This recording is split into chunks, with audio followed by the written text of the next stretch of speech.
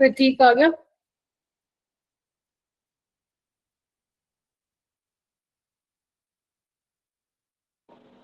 Yes, ma'am. मुझे paper का analysis कर करके किसने भेजा था, मतलब किसने एनालिसिस करके भेज दिया था? Please raise your hand.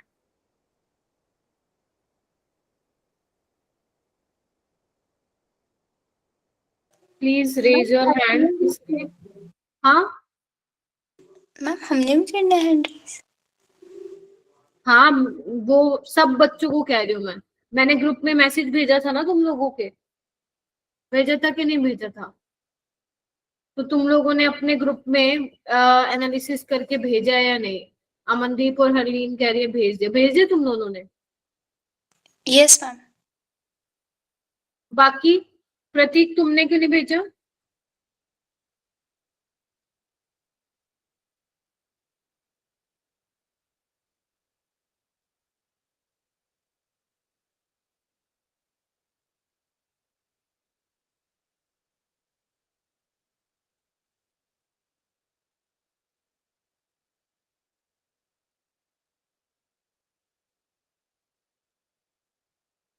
अरे जवाब दो ना मेरे को, तुम लोग क्या समझ रहे हो भाई खुद को? टीचर अगर ग्रुप में बोल रहा है कि मुझे एनालिसिस चाहिए तो किस खुशी में नहीं भेज रहे हो? नीचे कर लो दो, तुम दोनों हाथ। नंबर देख लिए होंगे तुम लोगों ने, तुम लोगों के क्या आए हुए हैं। एक एनालिसिस ना करने का यही है क्योंकि तुम्हें पता ही नहीं करना क्या है, क्योंकि चीटिंग मार के पेपर दिया है तुम लोगों ने। जो मैं टास्क असाइन करती हूँ वो भी नहीं देते हो तुम लोग। क्या चल रहा है? दिव्या, हरमीत, क्यों नहीं मिल रहा है मुझे जवाब? पेपर एनालिसिस करने के लिए कितना टाइम लगता है तुम लोगों को? एक दिन कुछ और ना पढ़ो, पेपर एनालिसिस करो।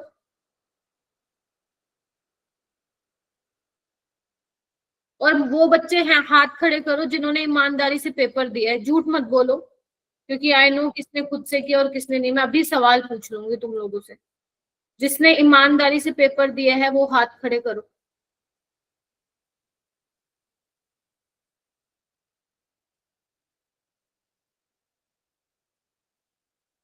11 बच्चे। बाकी ने चीटिंग मारी है मतलब? मनप्रीत, सौम्या, सौम्या का हाथ खड़ा है क्या?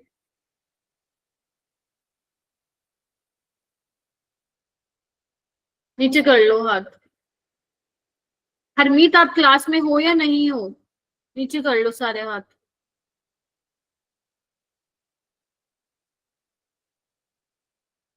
Harmeet, are you in the class? Hand raise नहीं, माइक अनम्यूट हाँ करो। जी मैम। पेपर में कुछ क्यों नहीं किया आपने बेटा? अंशिका, आपने भी कुछ भी नहीं किया पेपर में। हरमीत, आपने भी कुछ नहीं किया। जश्नप्रीत, आपने भी पेपर में कुछ नहीं किया। हर्ष है क्लास में? हर्ष नहीं है। क्या मैं पूछ सकती हूँ ऐसा क्यों?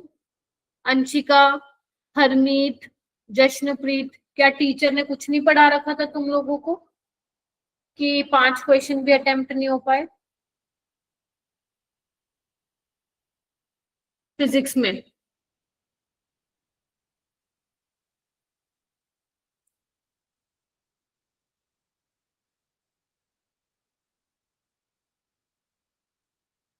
तुम्हारे पास आंसर होना चाहिए। जब मैं मेंटरशिप करती हूँ तब तो तुम लोग बड़े कॉन्फिडेंस में बोलते हो, हाँ मैम, हाँ मैम, हाँ मैम, हाँ मैम, हम तो कर लेंगे।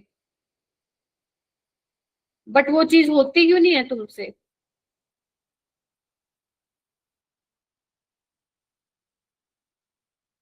तुम्हारे बैच में मुझे, नीचे कर लीजिए सारे बच्चे, तुम्हारे बैच में मुझे बहुत परेशानी हो रही है भाई।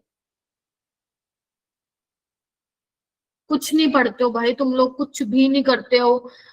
पेपर दो तो चीटिंग से करते हो, एनालिसिस नहीं करते, जो टीचर काम देता है वो नहीं होता तुम लोगों से, तो कर क्या रहे हो फिर? क्या करना चाहते हो? सिर्फ क्लास में आके बैठना चाहते हो? एक दिन असाइनमेंट भेजोगे, बस बस तुम्हें ये रहता है कि टीचर हमें बोले तो ही हम करेंगे काम, वरना तो हमें करेंगे नहीं। क्या करने आए हो तुम लोग फिर? स्कूल के ही पेपर में पास होना है क्या? सिर्फ स्कूल के टीचरों को खुश करना है तुम लोगों को? कर लेना, बोर्ड्स में ले आना, 95% होगा, कुछ भी नहीं उससे।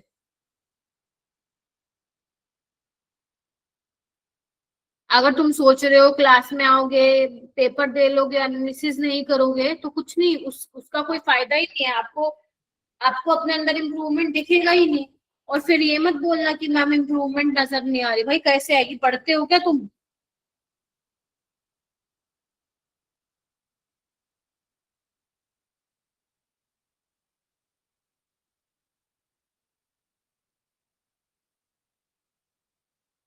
मैम हमें ना तैयारी करनी है, हमें जेई करना है, हमें इंजीनियरिंग करनी है। अरे भाई कैसे करोगे इंजीनियरिंग? उस तरह की तुम लोग मेहनत कर रहे हो क्या? शर्म भी नहीं आती तुम लोगों को? डेली डांट खाते हो मेरे से, फिर भी कोई असर नहीं है। जू तक नहीं रेंगती तुम्हारे कानों में।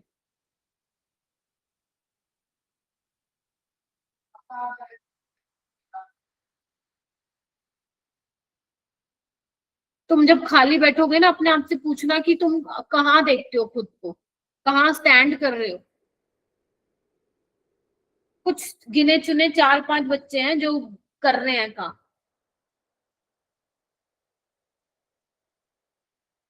कुछ बच्चे तो बिल्कुल ऐसे ग्रुप में बैठे हैं एकदम सूना होके, जैसे पता नहीं क्या ही है। बस तुम सोच रहे ऑनलाइन तो क्लास है, बोलती रहेगी मैम, क्या सोच के तुमने अवंती में लाइव क्लासेस ली हैं फिर? पंजाब में क्यों इतना तुम लोगों ने दिखाया था डेडिकेशन? हम तो करेंगे, हम तो करेंगे, और यहाँ के खत्म कहानी, टाइम टाइम फिस। नहीं बन रही बात। जो तुम कर रहे हो ना, वो अभी तुम्हें रियलाइज नहीं होगा। तुम लोग 12th हो जाने दो। जब तुम दोबारा रीच आउट करोगे ना टीचर्स को कि मैम कोई और एग्जाम नहीं है कि जो हम दे सकते हैं, फिर तुम आना मेरे पास।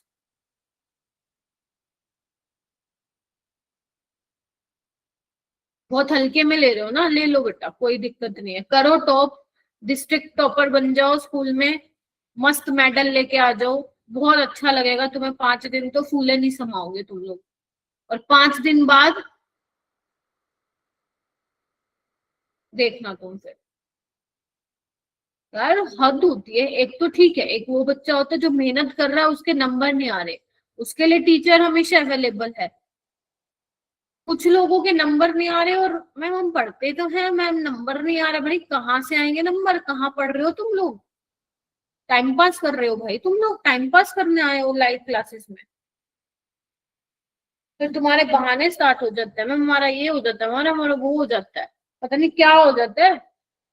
2.5 घंटे की क्लास लगती है तुम्हारी, 2.5 पौने 3 घंटे की। पूरी 1.5 घंटे की तो कोई टीचर भी नहीं लेता तुम्हारी क्लास।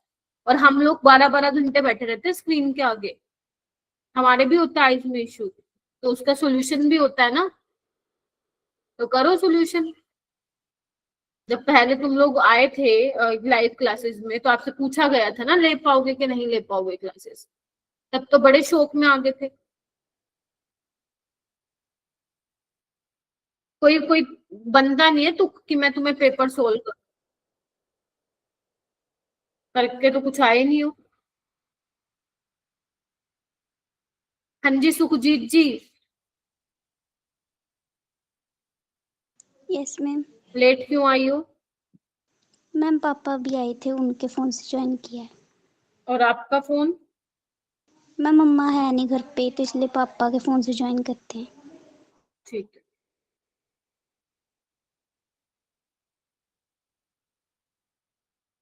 पेपर को देख के क्या लगा था मुझे बताओ? तुम लोगों को पेपर वॉज नॉट इजी, मैं पहले ही बता रही हूँ। जिसको 11वीं नहीं आती बिल्कुल भी, वो तो नहीं कर पाया होगा।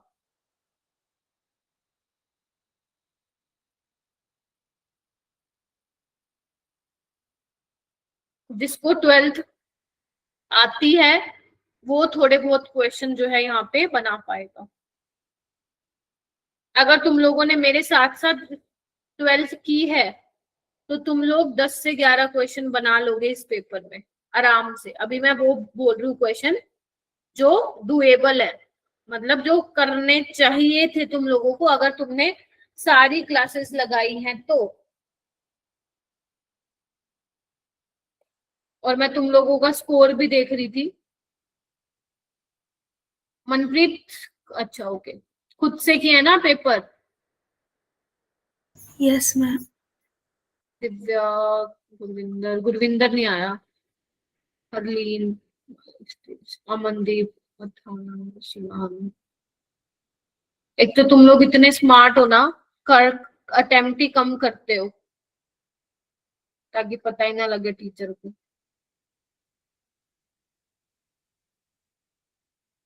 ठीक है, अब यहाँ पे 11th के भी क्वेश्चन तुम्हें दिख रहे होंगे और 12th के भी। 11th के वो कर पाएगा जिसने 11th कभी पढ़ी है, जिसने 11th पढ़ी ही नहीं है वो नहीं कर पाएगा सवाल। ठीक है, सो आप में से वो बच्चे हाथ खड़े करो नेस्टी से जिन्होंने इक्विलिब्रियम और रिडॉक्स रिएक्शन पढ़ा हुआ है। जिसने कभी इक्विलिब्रियम और रिडॉक्स पढ़ा हुआ है वो बच्चे हाथ खड़ा कर लेंगे। मैम अकेला रिडॉक्स रिएक्शन पढ़ा है। ठीक है, आकाश आपने?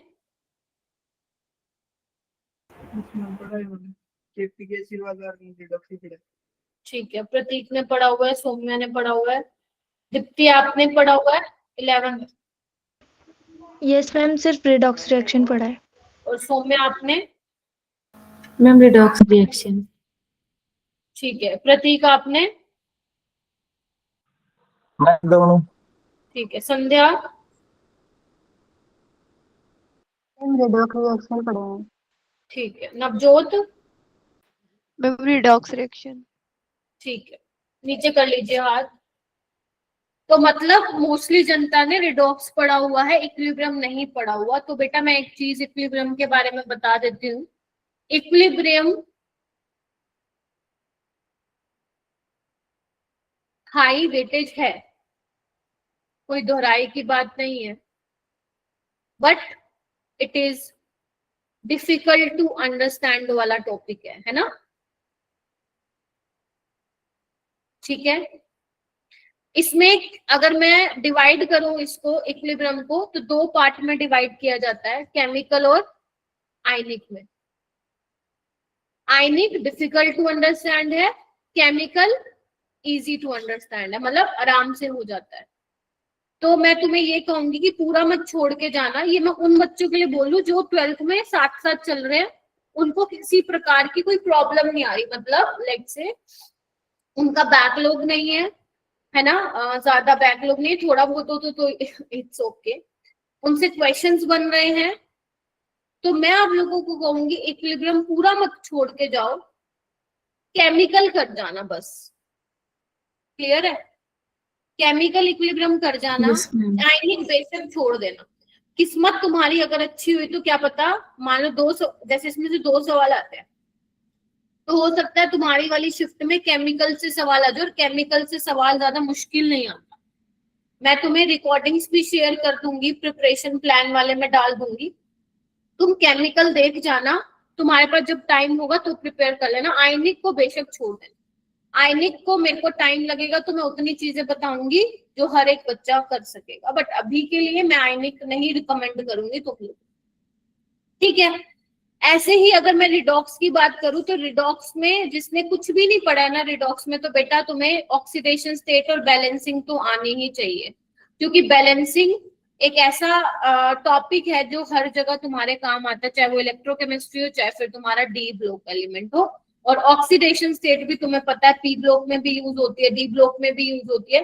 तो वहां पे आपको रिडॉक्स में ये 2 टॉपिक तो मेरे ख्याल से हर एक बच्चे को आना चाहिए, सिर्फ इसलिए नहीं कि वो 11th का टॉपिक है, बल्कि इसलिए कि 12th में तुम्हारी जो चीजें आ रही हैं वो स्ट्रॉन्ग हो सके।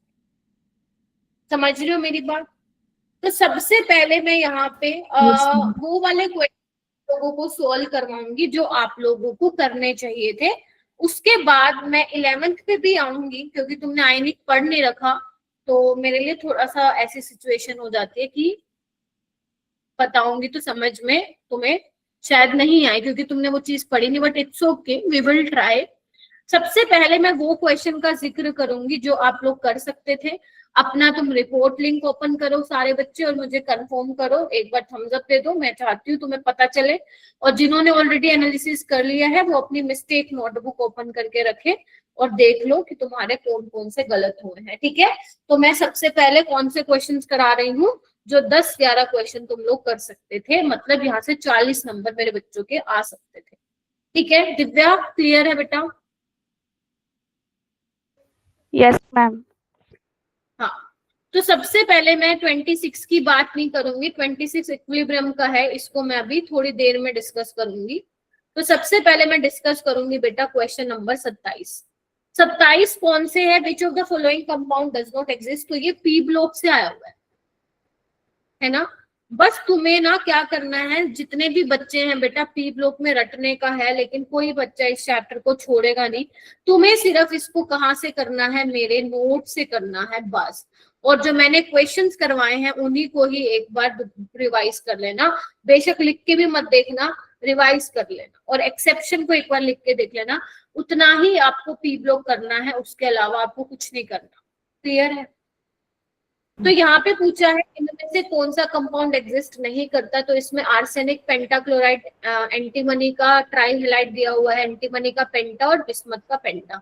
मैंने आप लोगों को बोला था, जैसे मेरे पास नाना, पटेकर, ऐश्वर्या, सब बीमार, ये होते हैं मेरे पास ग्रुप 15 के एलिमेंट्स।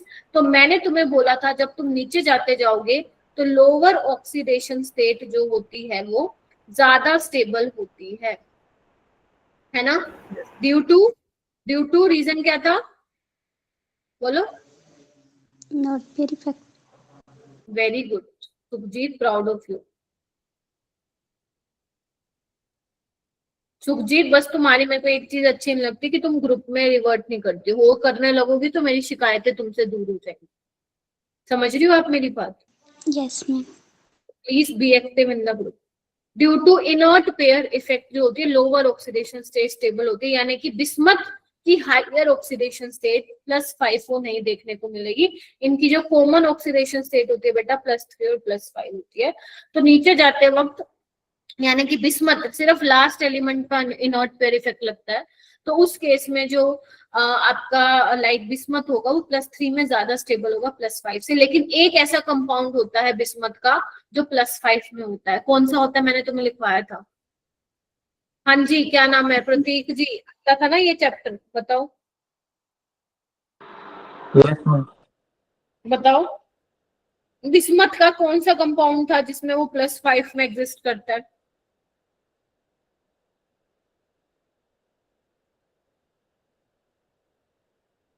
बहुत बढ़िया। सीएल में। हाँ बोलो Prateek. Ma'am CL. CL. Akash आप बताओ। क्लोरीन। BiF5 ये एग्जिस्ट करता है, इसके अलावा बिस्मथ का कोई और कंपाउंड एग्जिस्ट नहीं करेगा +5 में। तो यहाँ पे देख लो बिस्मथ +5 में, क्लोरीन है तो ये एग्जिस्ट नहीं करेगा, इसलिए इसका आंसर क्या आना था? सी ऑप्शन आना था। तो ये क्वेश्चन करना चाहिए था, इसलिए करना चाहिए था क्योंकि ये मैंने तुम्हें पढ़ाया था, और जो चीज मैंने पढ़ाई थी तुम नहीं कर रहे हो, तो वहां पे फिर तुम्हारी गलती है, बहुत भारी गलती है, ठीक है। तो ये पहला ऐसा क्वेश्चन था जो एवरीवन शुड हैव अटेम्प्ट कर लिया था, ठीक है। अब आते हैं क्वेश्चन नंबर 29 पे। क्वेश्चन नंबर 29 भी पी ब्लॉक एलिमेंट का है, ग्रुप नंबर 17 का है, और मैंने ये तुम्हारे उसमें देखो नोट्स खोल के देखना। मैंने कहा था जब जब तुम अवंती में टेस्ट दोगे या कोई मॉक टेस्ट दोगे ये क्वेश्चन तुम्हारे पास आएगा। बॉन्ड डिसोसिएशन एंथैल्पी होता है बॉन्ड को तोड़ने के लिए जो एनर्जी तुम्हें चाहिए होती है। तो F2 है, Cl2 है, Br2 है, I2 है, ठीक है। हमें लगता है कि मैम ये तो साइज छोटा है तो इसकी बॉन्ड डिसोसिएशन एनर्जी ज्यादा होगी, लेकिन ऐसा नहीं होता।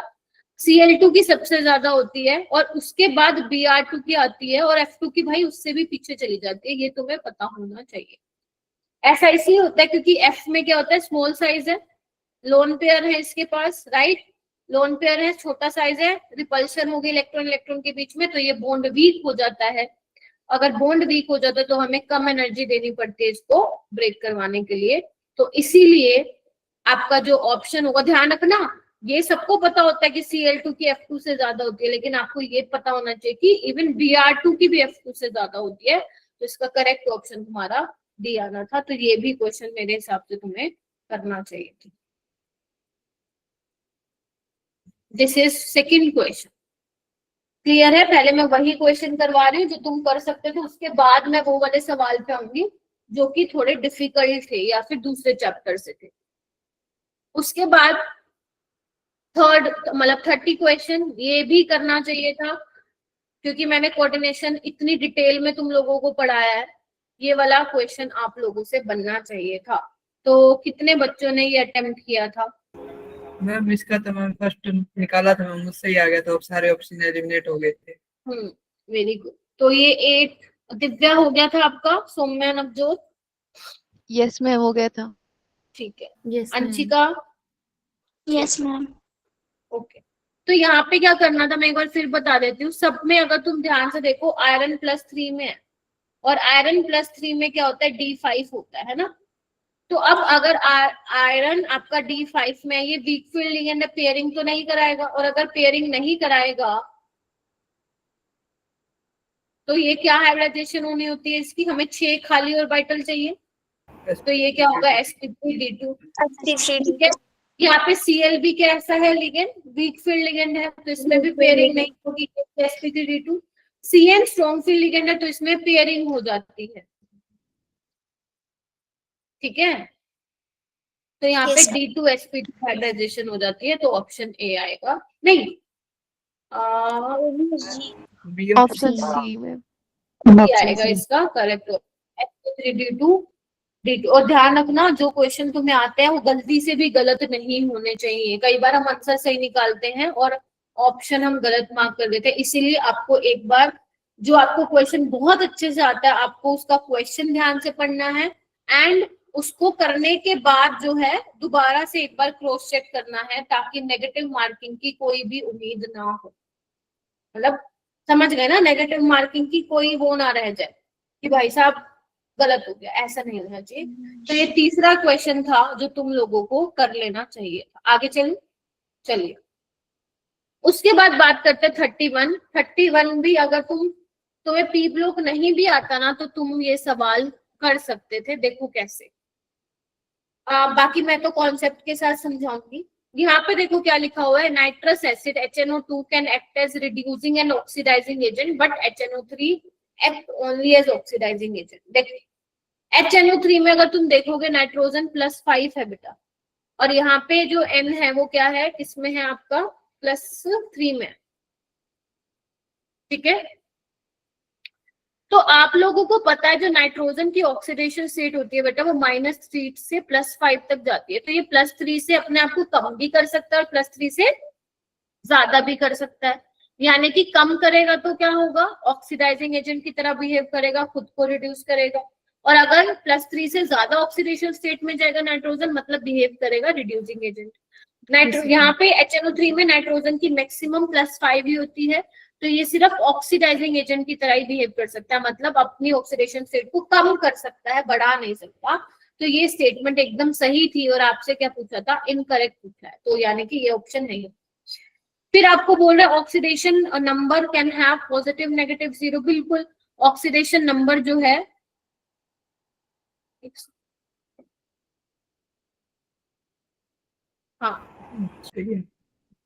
हाँ सॉरी, और एक इम्पोर्टेंट मैसेज आ गया था। हाँ, तो मैं क्या बोल रही हूँ, ऑक्सीडेशन नंबर पॉजिटिव भी हो सकता है, नेगेटिव भी हो सकता है, जीरो भी हो सकता है। बिल्कुल ठीक है, जीरो भी होता है, पॉजिटिव भी हो सकता है, नेगेटिव भी हो सकता है, तो ये भी करेक्ट है।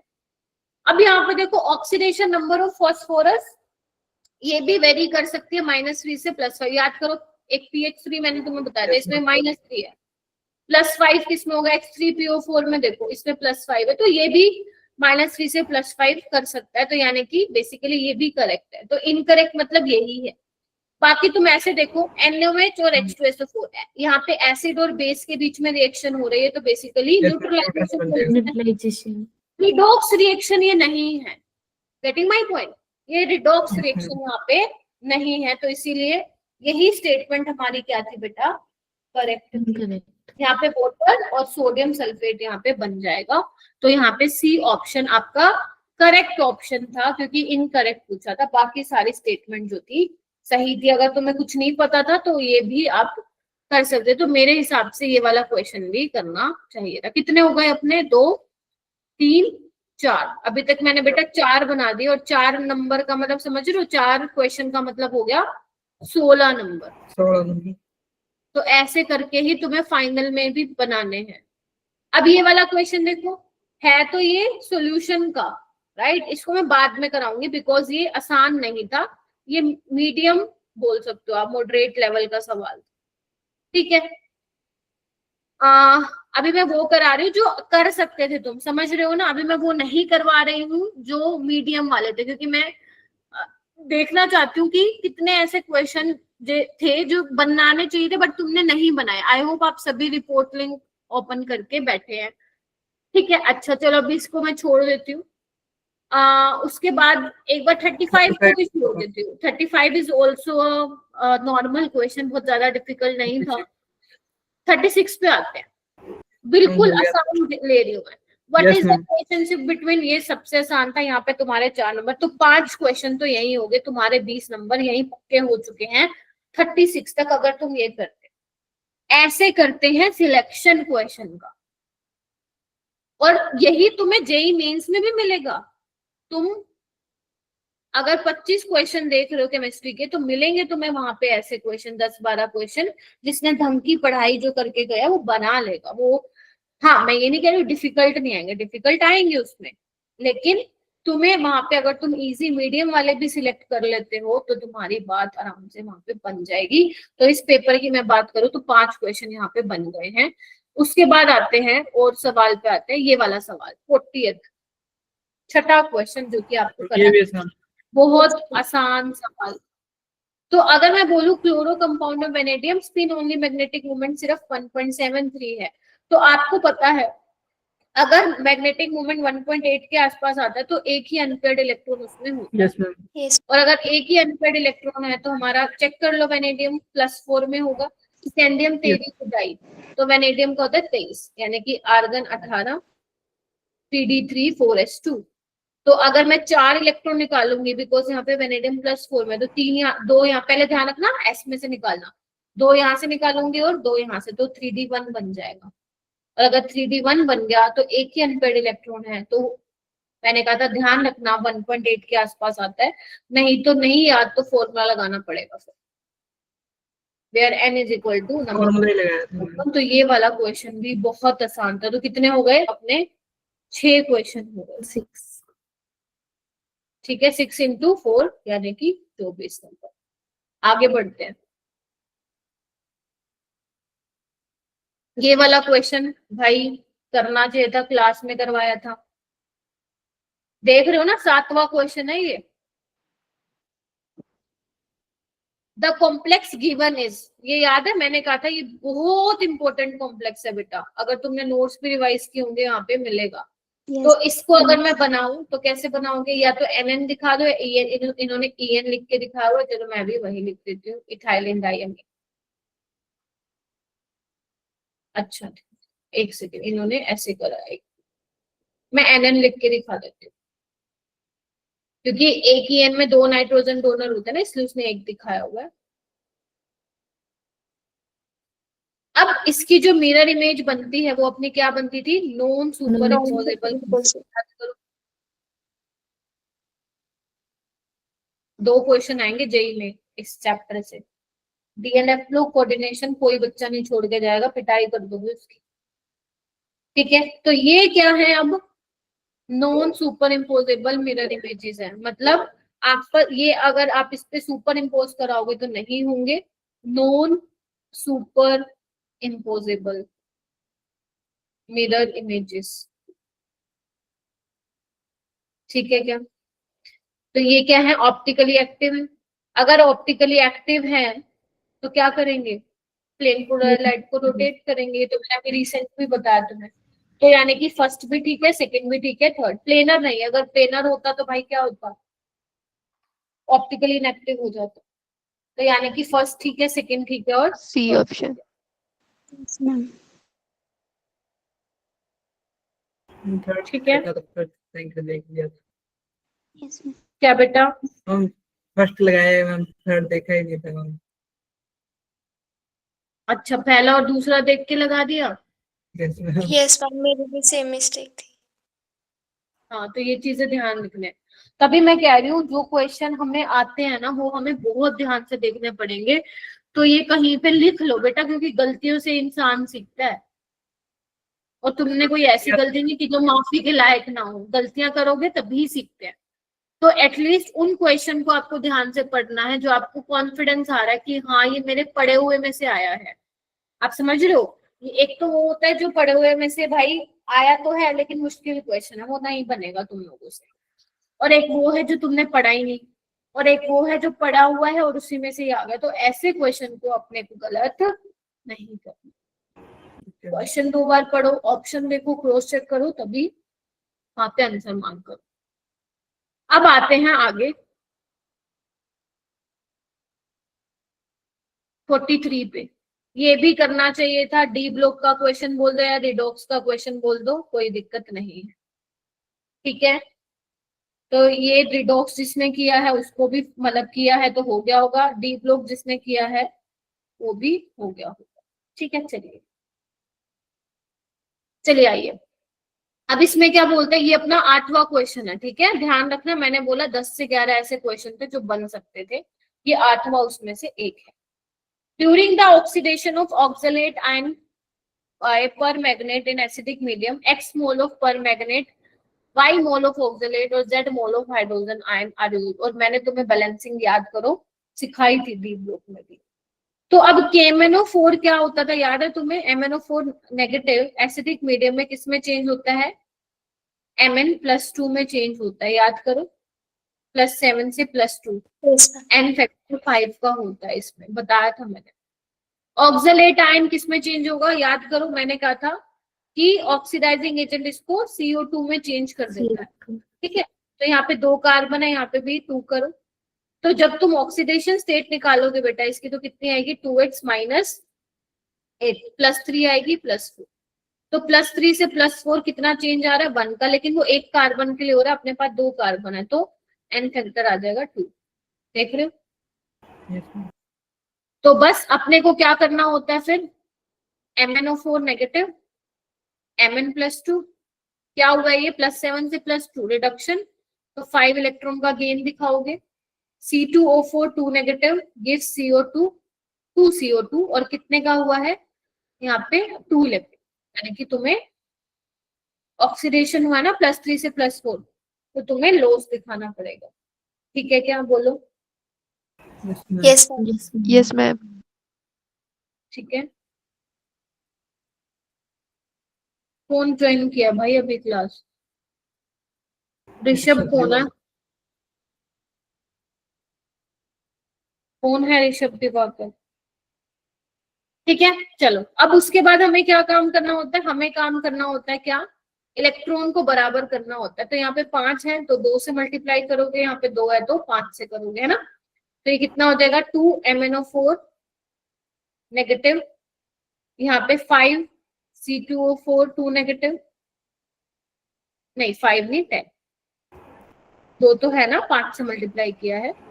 2 Mn+2 10 CO2। ठीक है, इलेक्ट्रॉन इलेक्ट्रॉन कैंसिल हो जाएगा। अब उसके बाद हम क्या करते हैं?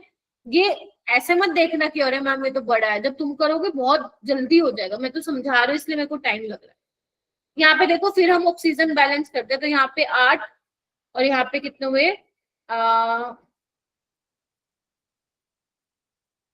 5 आएगा ना यहाँ पे, सॉरी 8 और यहाँ पे 20, 28 होगा यहाँ पे पानी। और राइट हैंड साइड कितने हैं बेटा? 20। कितने की कमी है? 8। उतने ही क्या लगा दो? पानी के मॉलिक्यूल। अब देखो हाइड्रोजन की कितनी कमी है, यहाँ पे राइट में 16 है, लेफ्ट में 1 है, तो 16H प्लस, बस होगी खत्म। तुम चेक कर लो।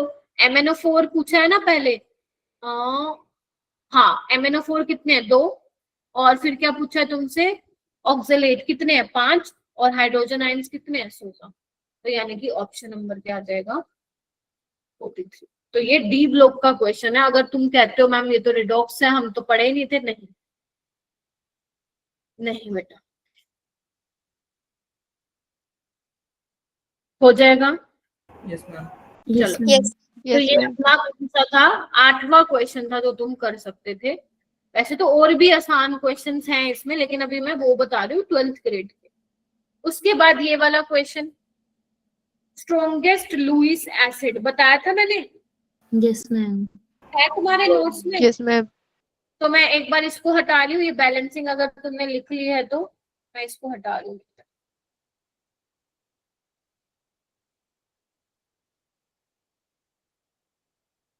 प्रतीक तुमने नहीं किए क्या क्वेश्चन, बोल ही नहीं रहे हो कुछ भी। किए हैं मैम। क्या क्या करके आए हो तुम 45 का। मैम डी ऑप्शन, कौन सा,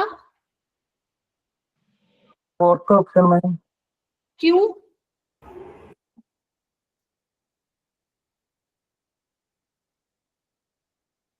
मैम ऑर्डर ऑफ स्ट्रेंथ के हिसाब से BI3 का सबसे कम है, सबसे ज्यादा है। क्या कह रहे हो। मैम क्योंकि इसका स्ट्रेंथ सबसे ज्यादा है। समझ नहीं आया, क्या है ज्यादा है।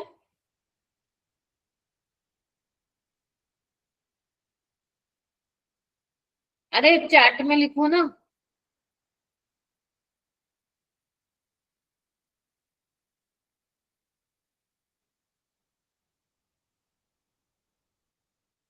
इसमें क्या बताया था मैंने, क्यों BF3 में क्यों कम है प्रतीक।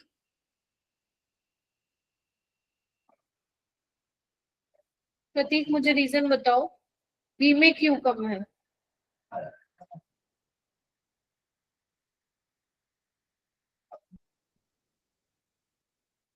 Ma'am back bounding acid. Very good.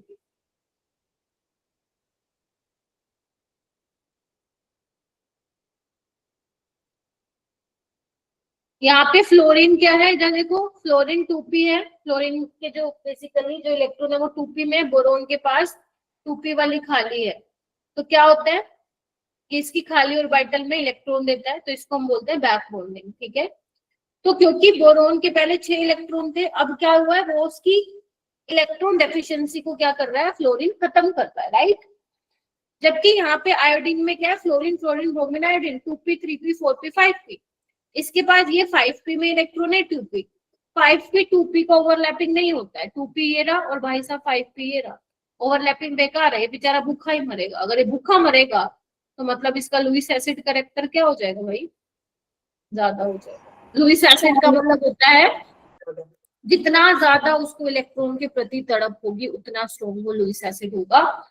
Lewis acid होते हैं इलेक्ट्रॉन पेयर एक्सेप्टर, ठीक है। सो इसका आंसर आना था BI3, ये मैंने तुम्हें करवाया था। वैसे पी ब्लॉक के बड़े सारे क्वेश्चन थे इस बार, तो जो पी ब्लॉक नहीं करके गया वो तो गया, वो तो गया।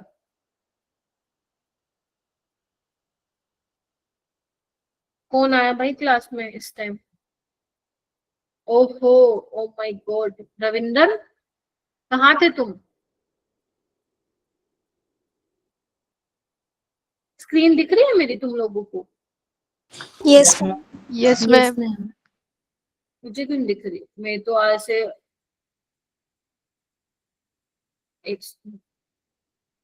ओके।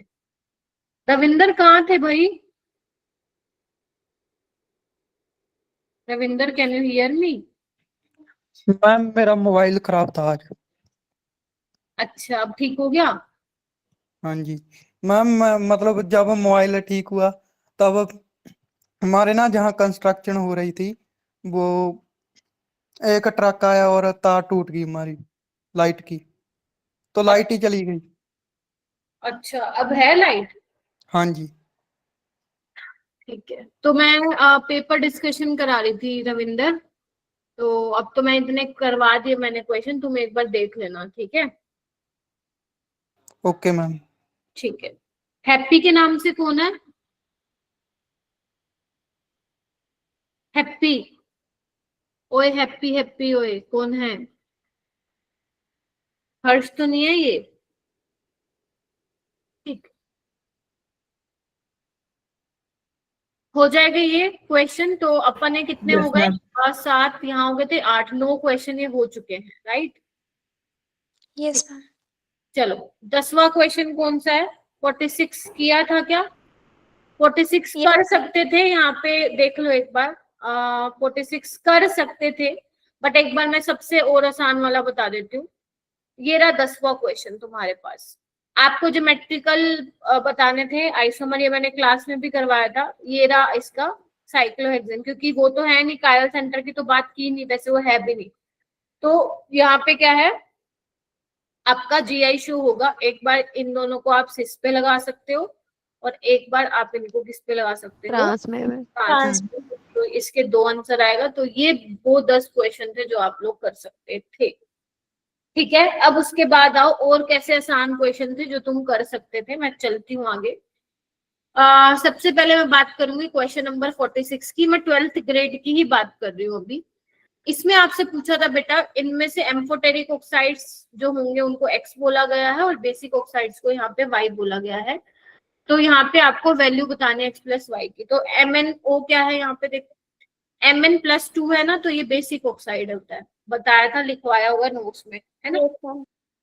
Yes ma'am. उसके बाद अगर मैं बात करूं, यहाँ पे इधर देखो Mn2O3 मैंने किस में लिखवाया हुआ है? एम्फोटेरिक में लिखवाया हुआ है शायद, एम्फोटेरिक। ठीक है? तो ये तुम्हें पता होना चाहिए, वैसा वाला क्वेश्चन है जिसको पता होगा तो बात जम जाएगी, वरना नहीं, ठीक है? MnO2 मैंने किस में लिखवाया हुआ? वो भी मैंने एम्फोटेरिक में लिखवाया हुआ है ना, चेक करो, ठीक है? उसके बाद आता है MnO3। MnO3 तो आपका एसिडिक आएगा, क्योंकि मैंने कहा था जैसे जैसे ऑक्सीडेशन स्टेट बढ़ती जाएगी एसिडिक कैरेक्टर उसका बढ़ता जाएगा।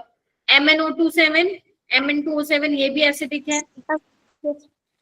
Mn3O4 ये मैंने नहीं लिखवा रखा होगा तुम्हारे नोट्स में, तो इसको आप लिख सकते हो। ये भी क्या होता है अपना, एम्फोटेरिक में ही आता है, क्योंकि ये बेसिकली मिक्स्ड ऑक्साइड होता है MnO का और MnO2 का, सॉरी Mn2O3 का, ठीक है? तो ये बेस की तरफ बिहेव करता है एम्फोटेरिक, तो बेसिकली ये एम्फोटेरिक वाली कैटेगरी में आता है। तो अगर ये एम्फोटेरिक वाली कैटेगरी में आता है तो 3 एम्फोटेरिक हो गए और 1 बेसिक हो गया। तो आंसर क्या आएगा यहाँ पे? 3 और 1 4।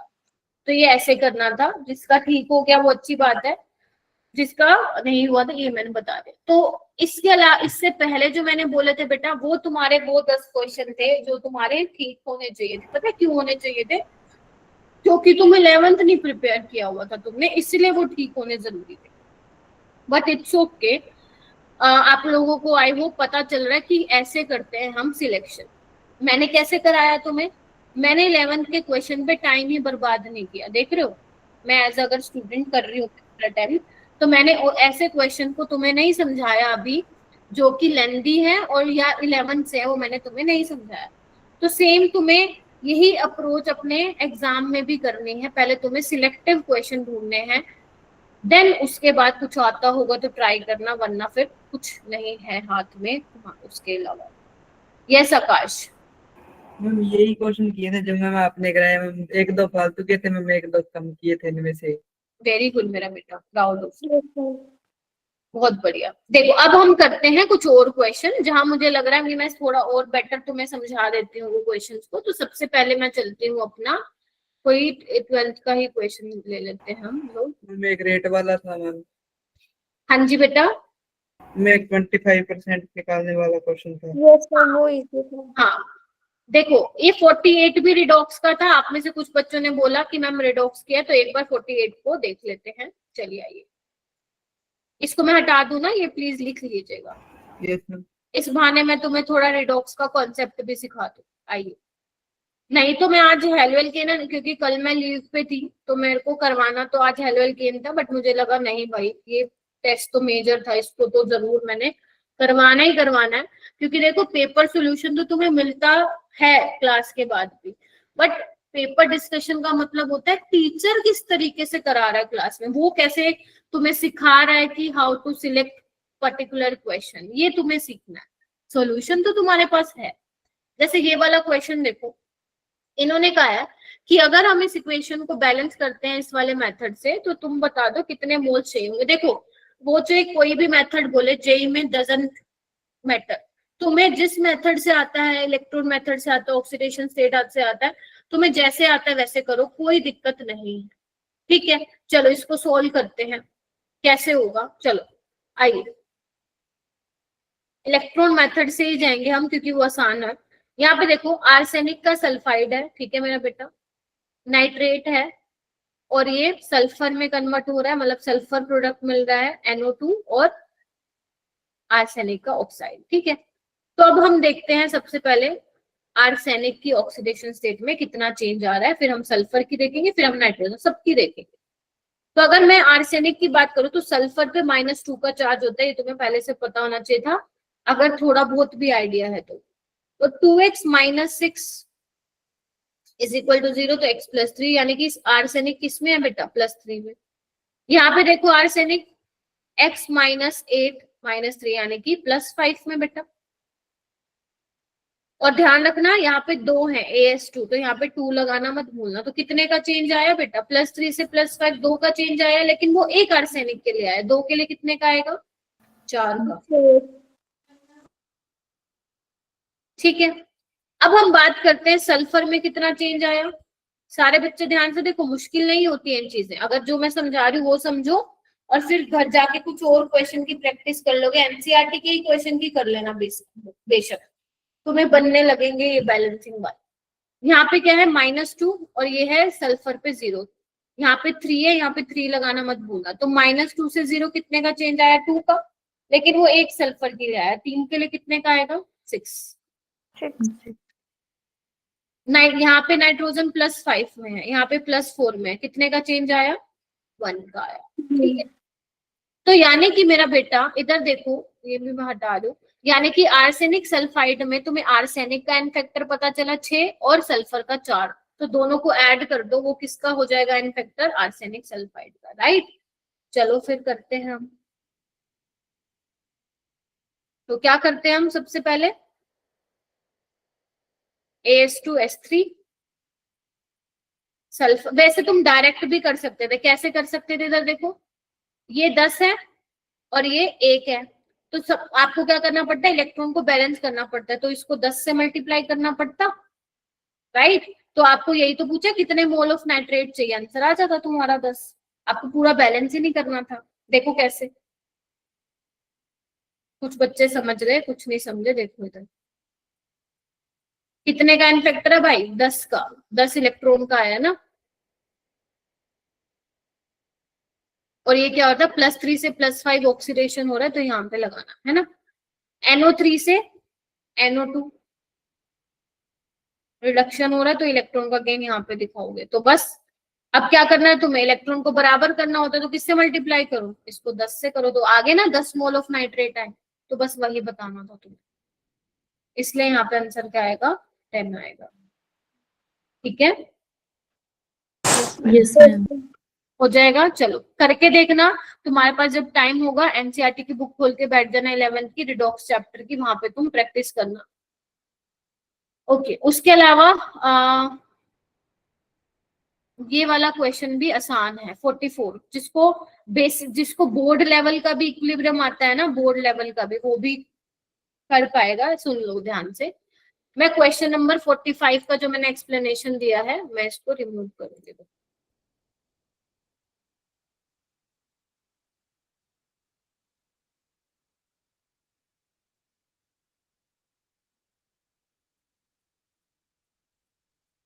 देख यहाँ पे क्या बोला, ध्यान से देखना। देखो इसको मैं थोड़ा कॉन्सेप्ट भी समझाती हूँ, आसान है तभी समझा रही हूँ, मुश्किल होता तो मैं लेती ही ना वो क्वेश्चन।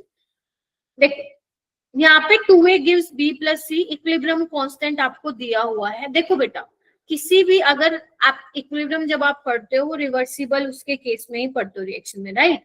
तो जब मैं इसका इक्विलिब्रियम कांस्टेंट लिखूंगी, Kc, c रिप्रेजेंट करता है कॉन्सेंट्रेशन को, तो मैं इक्विलिब्रियम कांस्टेंट कैसे लिखती हूँ, प्रोडक्ट बाय रिएक्टेंट का रेशियो लिखती हूँ, है ना। तो प्रोडक्ट में मेरा B और C है, रिएक्टेंट में मेरा A है, और जो स्टोइकियोमेट्रिक कोएफिशिएंट होता है वही पावर बनता है, यही हम लिखते हैं। देखो इधर, ठीक है। तो इक्विलिब्रियम कांस्टेंट इसका ये है। फिर वो बोल, ध्यान रखना जो ये कंसंट्रेशन होती है ना, वो वाली होती है जो इक्विलिब्रियम पे हमें मिलती है। फिर वो कह रहा है कि किसी भी टाइम पे मान लो, किसी भी टाइम में मान लो तुम्हारा मन किया 10 मिनट में तुम्हें चेक करना है, तो 10 मिनट में हमने देखा कि ABC की कॉन्सेंट्रेशन ये हमें मिली, तो आपसे पूछ रहा है रिएक्शन कौन सी डायरेक्शन में जाएगा, फॉरवर्ड में जाएगी या बैकवर्ड में, मतलब फॉरवर्ड मतलब B plus C की तरफ जाएगी या फिर A की तरफ जाएगी। तो उसके लिए हमारे पास एक टर्म होती है रिएक्शन कोएफिशिएंट Q। तो Q में जो Q का एक्सप्रेशन भी यही होगा, B की कॉन्सेंट्रेशन C की कॉन्सेंट्रेशन बाय A का स्क्वायर। और ध्यान रखना इक्विलिब्रियम कांस्टेंट में जो कॉन्सेंट्रेशन लेते हैं वो इक्विलिब्रियम टाइम पे लेते हैं, और रिएक्शन कोएफिशिएंट की जो कंसंट्रेशन है वो तुम किसी भी टाइम पे ले सकते हो।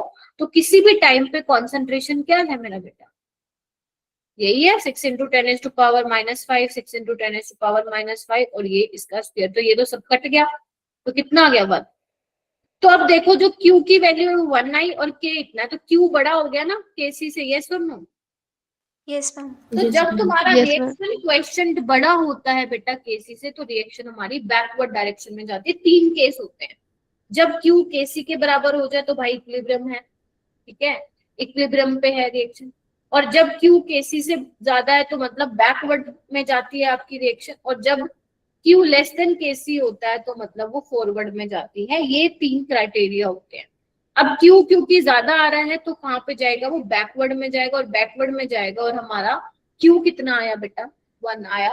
तो ये इस तरीके से करते हैं क्वेश्चन। जिसको समझ में नहीं आया कोई प्रॉब्लम नहीं है, ठीक है। मैंने तो सिर्फ इसलिए बता दिया क्योंकि थोड़ा सा आसान था ये। आगे चलते हैं, ये भी मैंने करवा दिया है, ठीक है। आगे चलते हैं बेटा, ये वाला क्वेश्चन देखो, ये भी क्वेश्चन बहुत ज्यादा मुश्किल नहीं है। देखो ध्यान से, आपको बोला है जब CO2 वाटर में डिसॉल्व होगा तो ये इक्विलिब्रियम स्टैब्लिश हो रहा है। देख रहे हो सारे बच्चे, कार्बन डाइऑक्साइड और पानी के बीच में ये इक्विलिब्रियम स्टैब्लिश हो रहा है, ठीक है मैम। फिर वो कह रहे हैं इक्विलिब्रियम कांस्टेंट की वैल्यू दे रखी है, pH दे रखी है, आपको रेशियो बताना है, कुछ नहीं करना। अभी मैंने सिखाया है ना तुम्हें इक्विलिब्रियम कांस्टेंट कैसे लिखते हैं, बताओ। प्रोडक्ट की कॉन्सेंट्रेशन बाय, बोलो, रिएक्टेंट की कॉन्सेंट्रेशन, ठीक है। वाटर के केस में हम 1 लेते हैं, ठीक है। प्योर लिक्विड, प्योर सॉलिड के केस में हम 1 लेते हैं।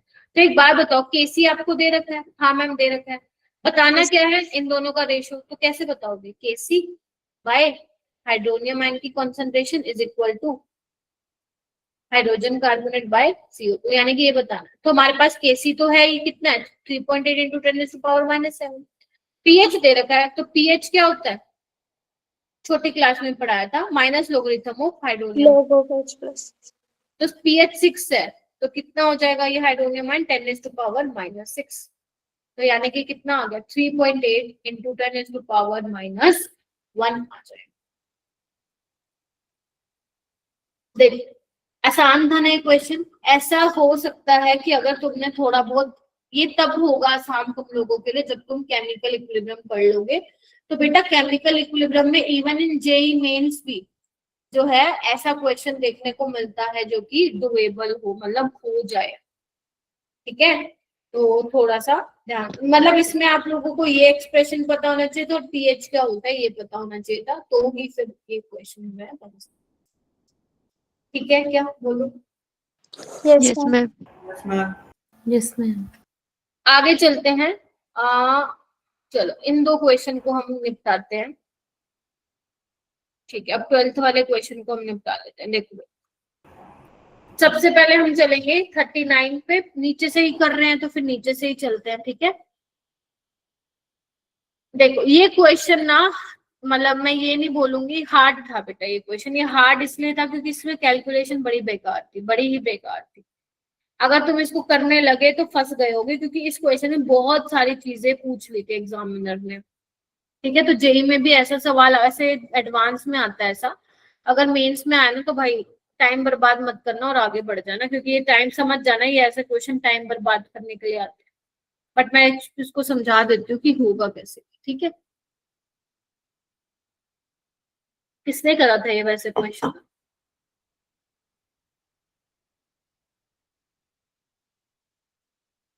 आकाश हो गया था? लेट हुआ था मैम, हो गया था, अप्रोक्सीमेट वैल्यू आई थी।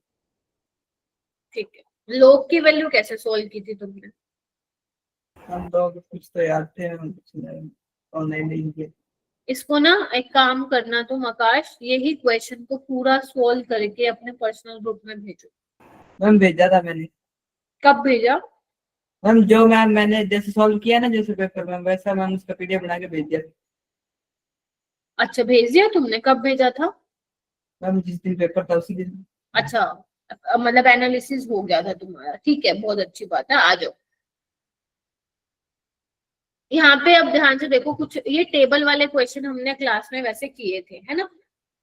सो यहाँ पे आपको टेबल दी हुई है, कंसंट्रेशन रेट दिया हुआ है, और क्या बोला हुआ है, एक दूसरा एक्सपेरिमेंट है, इनिशियल कंसंट्रेशन 0.5 मोलर है और 1 मोलर है ए और बी की। आपको रेट ऑफ रिएक्शन बताना है after 50 minute from the starting of experiment. मतलब रेट क्या होता है?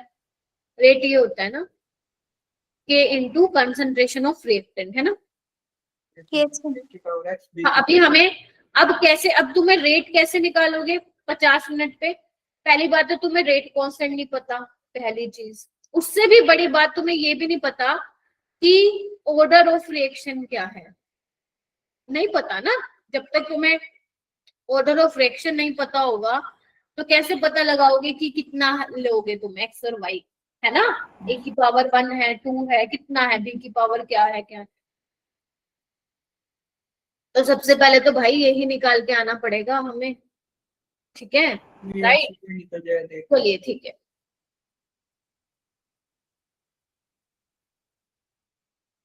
स्टार्ट करते हैं। और यहाँ पे जो होता है, एक सेकेंड को, सबसे पहले तो 50 मिनट्स पे नहीं, नॉर्मल हम रेट लो निकालते हैं, उसके बाद बात करेंगे 50 मिनट वाली। चलो कैसे बताया था मैंने तुम्हें, जैसे तुम्हें मान लो ए की निकालने, तो बी वाली सेम वाली छुपा लो, छुपा दो इसको। ये 2 टाइम्स हुआ है और ये कितना टाइम हुआ है अपना, 2 टाइम्स हुआ है, ये भी नजर दौड़ाओ भाई, करो इसको, 2 टाइम्स हुआ है। तो अगर कंसंट्रेशन 2 टाइम्स हुई है, रेट भी 2 टाइम्स हुआ है, तो ए के रिस्पेक्ट में कितना ऑर्डर है बेटा? 1। First order. अब बी का चेक करते हैं, बी का चेक करने के लिए ए की सेम ले लो, ये क्या हुआ 2 टाइम्स और ये चेंज ही नहीं हुआ, तो बी के रिस्पेक्ट में कितना है? 0। यानी कि सिर्फ जो रेट है वो ए की कॉन्सेंट्रेशन पे डिपेंड कर रहा है, एक बी को क्या कर दोगे तुम, टाटा बाय बाय कर दोगे। ठीक है, चलो एक चीज आई। अब एक चीज आई तो हमें क्या चाहिए, रेट कांस्टेंट भी निकालना पड़ेगा। तो रेट कांस्टेंट कैसे निकालेंगे, कोई भी एक ले लो रेट, पहला एक्सपेरिमेंट ए को डिवाइड कर देंगे, ए को ले लो, रेट को डिवाइड कर दो ए से। रेट क्या है 6.930 इंटू 10⁻⁻6 बाय ए क्या है 0.01, तो ये आ जाएगा के कितना आ जाएगा 6.930 और ये आ जाएगा तुम्हारा कितना है 10⁻⁻6 -4 आ जाएगा। ठीक है, यस मैम। इतना काम करा, ये मैं तुम्हें बता रही हूँ कैसे होगा, बाकी क्वेश्चन लेंथी है नो डाउट। चलो ये हो गया। अच्छा मैम, अब बोला है कि एक दूसरा एक्सपेरिमेंट है जिसमें इनिशियल कॉन्सेंट्रेशन इतनी है ए और बी की, बी से तो लेना देना नहीं है क्योंकि बी पे डिपेंड नहीं कर रहा। आपको रेट ऑफ रिएक्शन निकालना है 50 मिनट पे, कब? From the starting of the experiment, from the starting of the experiment. तो बेसिकली रेट क्या होगा तुम्हारा, रेट कांस्टेंट, ठीक है, ऊपर से वो टाइम, कंसंट्रेशन कौन से टाइम पे, 50 मिनट पे, यस और नो।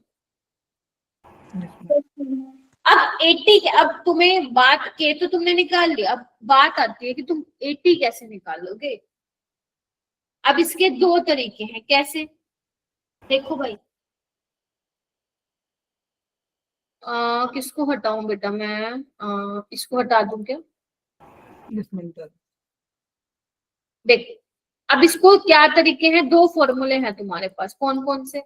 मैंने दो लिखवाए हुए हैं तुम्हें। AT is equal to A naught AE raise to the power minus KT, या तो ये तुम लगाओ। ठीक है, A नोट तुम्हारे पास है इनिशियल, ये वाली लेनी है 0.5, K तुम्हें पता है, T तुम्हें पता है 50 मिनट, सेकंड में चेंज कर लेना क्योंकि देखो आपको रेट मोल पर लीटर पर सेकंड में बताना है, तो 80 आ जाएगा। और जब 80 आ गया तो फिर तुम ये वाला जो है यहाँ पे पुट कर दोगे, रेट आ जाएगा, राइट? या फिर ये वाला K is equal to 2.303 by T log A naught by 80, या ये वाला लगाओ फिर। माइनस KT वाला लगाया था। ठीक है, इस तरीके से तुम्हें करना पड़ेगा, राइट? तो अगर मैं KT बाय 2.303 लोग A नोट बाय 80, ठीक है, A नोट तुम्हें पता है, 80 नहीं पता है, K पता है, T पता है, यहाँ से सोल्व करके तुम्हें निकाल के आना पड़ेगा 80, और फिर वो जाके वैल्यू पुट करोगे, तब जाके तुम्हारा कहीं का आंसर आएगा। आकाश, तुमने कौन सा फॉर्मूला लगाया था? हम ये KT वाला। KT वाला। तो ये निकाल के फिर वहां पे समझ में आ गई ना अप्रोच, यहाँ से 80 निकलेगा और इस 80 को तुम लोग यहाँ पुट करोगे। K मैंने ऑलरेडी तुम्हें बता ही दिया है, आंसर तुम्हारा आ जाएगा। इसका आंसर शायद C ऑप्शन है।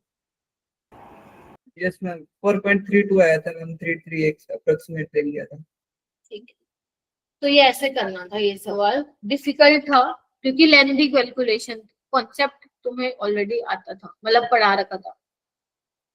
आगे चलते हैं अब हम नेक्स्ट क्वेश्चन पे, 38 पे। 38 क्या कह रहा है? ये भी अगेन इजी तो नहीं था सवाल। Electrolysis of a solution of HSO4 negative ions to produce H2A2 negative. वो कह रहा है कि एज्यूम करना है 75% करंट एफिशिएंसी है। करंट एफिशिएंसी क्या होता है? मतलब अगर मान लो हम तो अपनी तरफ से मान लो 10 एम्पियर का करंट पास कर रहे हैं, लेकिन हुआ सिर्फ 8 एम्पियर का करंट यूज, ठीक है, तो उसको हम क्या बोल रहे हैं? Current efficiency. तो 75% ही है करंट एफिशिएंसी। वो पूछ रहा है what current should be employed to achieve a production rate of 1 mole of H2O2 negative per hour. मतलब क्या बोला इसने? करंट निकालना है अपने को, ठीक है, क्या अचीव करने के लिए? ताकि हमें कितना प्रोडक्शन मिले? रेट ऑफ, मतलब 1 mole of H2O2 negative per our, 1 घंटे में। सो इसका जो फॉर्मूला होगा वो क्या होगा? W is equal to ZIT। Z क्या था? इक्विवेलेंट वेट बाय 96,500, और I into T, I current है, T टाइम है। इक्विवेलेंट वेट क्या होता है? Molar mass by N factor. अगर याद है तो आई होप याद होगा। यस और यहाँ पे करंट एफिशिएंसी से मल्टीप्लाई कर देते हैं। अगर ये मैंने करंट एफिशिएंसी मुझे याद नहीं, तुम्हें पढ़ाई होगी या नहीं, बट अगर नहीं पढ़ाई तो ठीक है, मल्टीप्लाई कर दो यहाँ पे ईटा से। इसलिए नहीं पढ़ाई होगी क्योंकि क्वेश्चन कम आते हैं, अगर पढ़ाई होगी तो ठीक है, ठीक है, तो कोई घबराने वाली बात नहीं है। तो अब हमें क्या क्या पता है यहाँ पे देखें। हमें करंट एफिशिएंसी पता है 75% है, तो कितनी हो जाएगी? 0.75 हो जाएगी, ठीक है। हमें टाइम पता है 1 घंटा यानी कि 60 मिनट। बोलो यस और नो। Yes ma'am. उसको सेकंड में चेंज कर लेना, ठीक है। और हमें मोल पता है, 1 मोल होगा तो given mass by molar mass क्या होता है? Number of moles. तो इस मोलर मास को मैं नीचे ले आती हूँ, देखो। और हमें बस ये पता लगाना है कि एन फैक्टर क्या होगा। हमारा सवाल एकदम झगाझग क्या हो जाएगा? सोल्व हो जाएगा, और हमारा करंट आ जाएगा। तो कैसे निकालेंगे एन फैक्टर? देखो HSO4 नेगेटिव से किस में चेंज हो रहा है? H2O2 negative. तो यहाँ पे सल्फर 2 है, यहाँ पे 2 कर लो, तो देखना यहाँ पे 2 हाइड्रोजन है, यहाँ पे 1 भी नहीं है, तो 2H प्लस उतने ही क्या लगा दोगे? यहाँ पे इलेक्ट्रॉन लगा दोगे, सो दैट बैलेंस हो जाए चार्ज, है ना। -2 यहाँ पे। तो यहाँ पे एन फैक्टर 2 है, तो आपके पास मोल्स है 1 मोल, एन फैक्टर है 96500 इंटू करंट आपको पता लगाना है, टाइम दे रखा है 60 इंटू 1 घंटे में 60 मिनट, 1 मिनट में 60 सेकंड। करंट एफिशिएंसी 75%, यानी कि फ्रैक्शन में चेंज करना होगा तुम लोगों को 0.7। तो बस ये करके तुम्हारा फिर फाइनल आंसर यहाँ पे निकल के आएगा। ठीक है जी। सो इसको ऐसे करना था, तो इसको अपने, मैं कहूंगी कि फेयर नोटबुक में लिख लो। अगर तुम्हें, देखो मैं तो ऐसे ही करती थी, अगर मुझे लगता था कि एक क्वेश्चन मेरे से नहीं हुआ है बट हाँ मेरे पढ़े हुए चैप्टर में से है और मैम ने बता दिया, समझ में भी आ गया, फेयर नोटबुक में क्वेश्चन लिख लो और क्वेश्चन को कैसे सोल्व किया है मैम ने वो लिख लो बस। ताकि इससे होगा क्या, इससे जब तुम अपने चैप्टर रिवाइज करोगे ना बेटा, चैप्टर रिवाइज करोगे जैसे इलेक्ट्रोकेमिस्ट्री का, तो वो भी क्वेश्चन तुम्हें कहीं ना कहीं वहां पे दिखेगा। ठीक है, आगे चलते हैं। ये वाला क्वेश्चन करते हैं 35 वाला। 35 में देखो क्या दिया हुआ है, 2 फर्स्ट ऑर्डर रिएक्शन दिए हुए हैं जिसकी हाफ लाइफ दे रखी है, इनका रेशियो दिया हुआ है ना।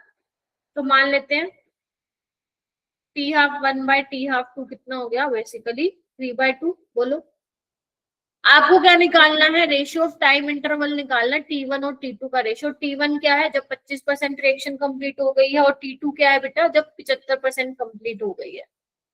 ठीक है, तो T½ क्या होता है, ln2/k होता है, तो ये क्या हो जाएगा ln2/k1 और ये हो जाएगा ln2/k2, यानी कि बेसिकली K2/K1 का रेशियो क्या आ जाएगा 3/2। ठीक है, चलो T1 क्या होगा 2.303/K1, ध्यान से देखोगे सारे बच्चे, लोग 100। अगर 25% रिएक्शन कंप्लीट हो गई है तो बच्ची कितनी होगी भाई 75%। 75। तो ये चला जाएगा 25 3 25 4, राइट। तो ये हो जाएगा, चलो इसको ऐसे ही रखो, ऐसे ही रखो, नहीं इसको ऐसे लिख लो, 2 पॉइंट, मर्जी है तुम्हारी, 2.303/K1 log 4 - log 3। ठीक है, और T2 क्या हो जाएगा 2.303/K2 log 75% रिएक्शन कंप्लीट हो चुकी है, तो बचा कितना होगा 25 ये हो जाएगा log 4 हो जाएगा। ठीक है, तो बस तुम्हें क्या करना है T1/T2 करना है। चलो करो फिर।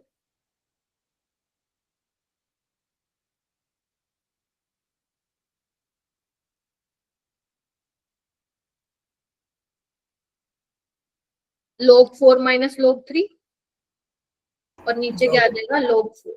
ठीक है बेटा, चलिए ज्यादा मुश्किल नहीं है सवाल। 2.303 गया, K2/K1 का रेशियो क्या है 3/2। अब इसको सोल्व कर लेना। log 4 कितना होता है log 2 का स्क्वायर, यानी कि 2 log 2। log 2 उसने बोल रखा है भाई 0.3 लेना है, 0.6। log 3 उसने बोला हुआ है 0.48 लेना है, तो बस इसको सोल्व कर लेना, तुम्हारा आंसर। वैसे ये मैम याद ऑप्शन डी आ गई। क्या बोल रहे हो बेटा? लोग की वैल्यू तो याद ही है हम कुछ तो। हाँ, ना आए तो भी ठीक है, हमें पता ही है ये वाली बातें तो, और आ जाए तो भी क्या है, बढ़िया है। ठीक है, चलो अब आ जाओ क्वेश्चन नंबर 33 पे। आपका ये कौन से उससे आया, सॉल्यूशन चैप्टर से आया है। हाँ, मैं बोलूंगी कि 12th वाले चैप्टर से भी अच्छे खासे दिए हुए, तो जब भी तुम लोगों के मेजर टेस्ट होंगे या फिर फाइनल में मॉक टेस्ट भी होंगे after the completion of syllabus, तुम्हें बहुत धाकड़ क्वेश्चन देखने को मिलेंगे।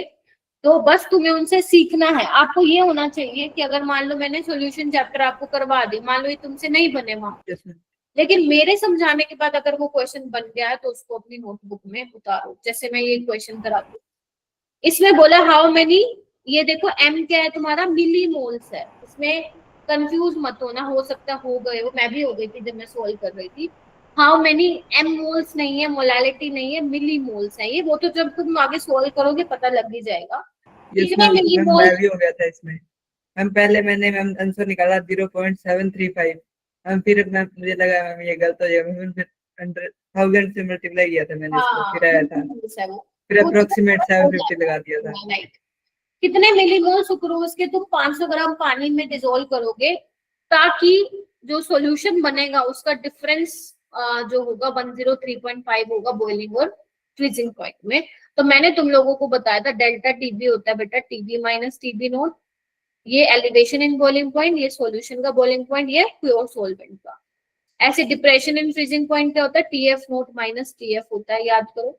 ये सॉल्वेंट का, प्योर सॉल्वेंट का, और ये सॉल्यूशन का। और ये किसके बराबर होता है, केबी इंटू मोलैलिटी, ये होता है केएफ इंटू मोलैलिटी। तुम्हें क्या करना है, ये सॉल्यूशन का डिफरेंस दिया हुआ है, तो सॉल्यूशन का डिफरेंस यानी कि टीबी माइनस टीएफ। तो क्या करें, एक काम करें, दोनों को ऐड कर दो, TB minus TB naught plus TF naught minus TF is equal to M KB plus KF. ये देखो ध्यान से सारे बच्चे, है ना। ऐसे करके करोगे तो फंसोगे नहीं बेटा, ठीक है। चलिए आइए, तो टीबी कितना है दे रखा है, अच्छा टीबी माइनस टीएफ तो दे रहा हुआ है 10.5। टीबी नोट कितना होता है, पानी है ना, पानी का होता है 100, टीएफ होता है 0। मोलैलिटी हमें नहीं पता, केएफ और केबी हमें पता है, 1.86 प्लस 0.52 करके मैंने कर दिया। मोलैलिटी यहाँ से निकाल के आ जाएगी, कोई मुझे बताएगा कि कितनी आएगी। 1.47। चलो ठीक है, मैं आकाश की मान लूं क्योंकि उसने क्वेश्चन किया है। मोलैलिटी आगे बताना क्या है, मिलीमोल। तो मोलैलिटी क्या होता है, number of moles of solute by mass of solvent in KG. तो ये कितना आ गया 1.47, मास ऑफ सॉल्वेंट कितना है 500, ध्यान रखना 0.5 चेंज करना है ना, केजी में चेंज करना है, तो ग्राम को केजी में क्या करोगे 10⁻⁻3। तो बस इसको सोल्व कर लेना, यहाँ पे नंबर ऑफ मोल्स आ जाएंगे। एक मिनट बेटा, यहाँ पे नंबर ऑफ मोल्स आ जाएंगे, आपको मिली मोल्स में चेंज कर, ठीक है। तो उसके जब आप सोल्व करोगे तो वो कितने आ जाएंगे, 750 मिली मोल आ जाएंगे, ठीक है। Yes ma'am. तो इस तरीके से जो है ये सवाल करने थे। ये वाला क्वेश्चन देखो 28 वाला,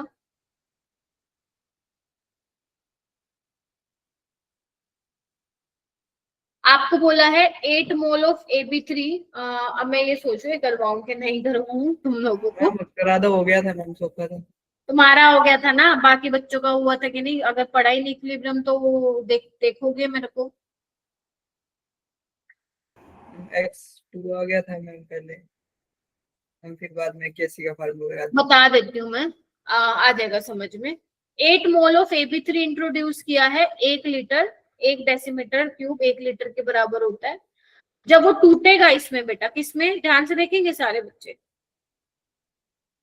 तो आपको बोला है कि भाई साहब इक्विलिब्रियम पे 2 मोल मिला, इक्विलिब्रियम कांस्टेंट बता दो। तो इक्विलिब्रियम कांस्टेंट तो सबको ही पता है, प्रोडक्ट ऑफ कंसंट्रेशन स्टोइचियोमेट्रिक कोएफिशिएंट को आप पावर में लेके जाओगे और AB3 का स्केल, राइट।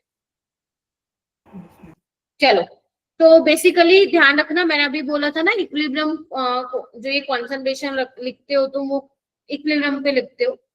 तो अब ये स्टार्टिंग में 8 मोल है, तो ये नहीं बना होगा 0 0, ठीक है। मान लेते हैं इक्विलिब्रियम पे कुछ डिसोसिएट हुआ होगा, मान लेते हैं 2x डिसोसिएट हुआ।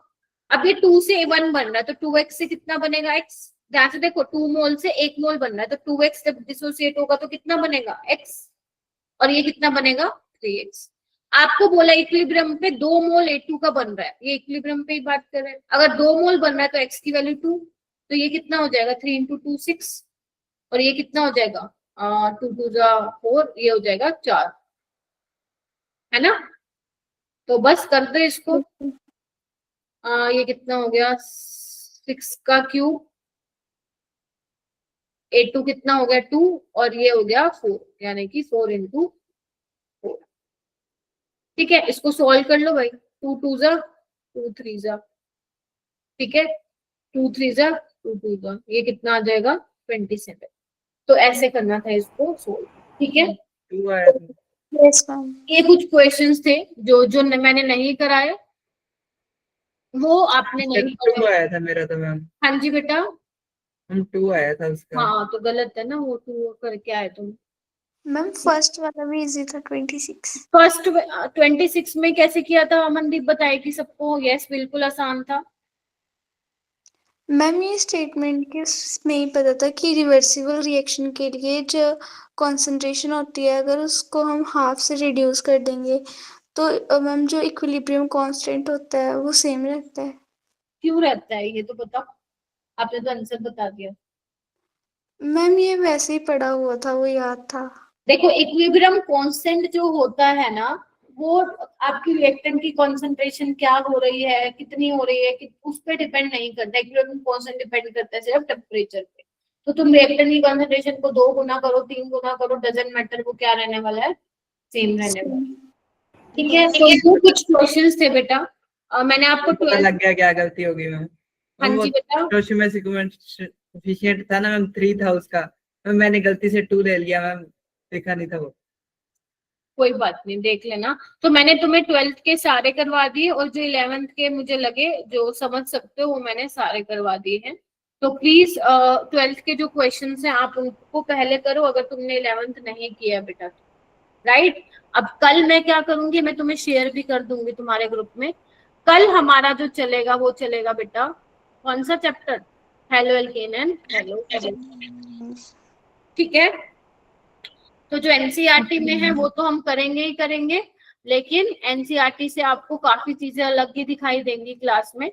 सो इसीलिए ऑर्गेनिक का तुम्हारा 12th का पहला चैप्टर स्टार्ट हो रहा है, और हो सकता है कि आगे जाके तुम्हारी दिवाली की कुछ छुट्टी आएंगी। दिवाली पे तो मैं नहीं लूंगी एक्स्ट्रा क्लास, बट हो सकता है अगर मान लो एक दिवाली की तो चलो छुट्टी, अगर उसके अलावा हमारी कोई क्लास स्किप हो रही होगी फिर हम वहाँ पे एक्स्ट्रा क्लास कंडक्ट करेंगे, है ना, क्योंकि अपन को सारे चैप्टर करने हैं 12th के, इसीलिए।